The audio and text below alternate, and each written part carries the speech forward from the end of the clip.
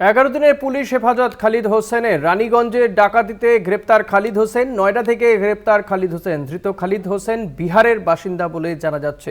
তার 11 দিনের পুলিশ হেফাজত হয়েছে। নয়ডা থেকে গ্রেপ্তার করা হয় খালিদ হোসেনকে। রানীগঞ্জের ডাকাতিতে গ্রেপ্তার খালিদ হোসেন। তার 11 দিনের পুলিশ হেফাজত হয়েছে। 11 দিনের পুলিশ হেফাজত খালিদ হোসেনের। রানীগঞ্জের ডাকাতিতে গ্রেপ্তার খালিদ হোসেন, যাকে নয়ডা থেকে গ্রেপ্তার করা হয়েছে। ধৃত খালিদ হোসেন বিহারের বাসিন্দা বলে জানা যাচ্ছে।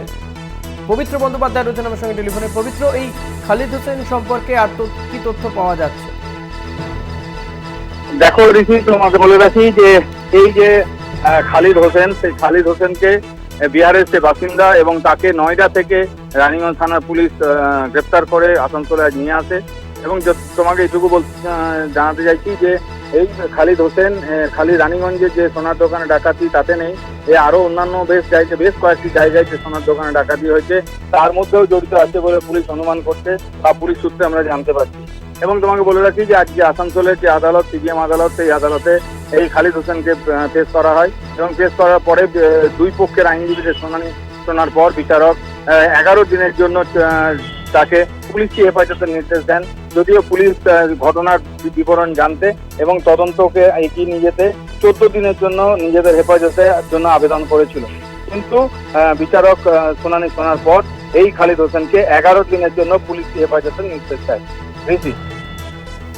ধন্যবাদ পবিত্র। কথা বলছিলাম প্রতিনিধি পবিত্র বন্দ্যোপাধ্যায়ের সঙ্গে।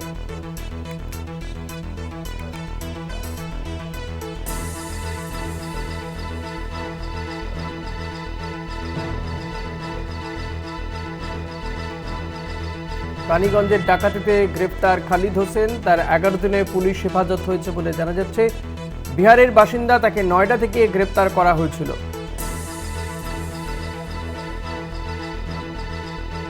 ধৃত খালিদ হোসেন বিহারের বাসিন্দা।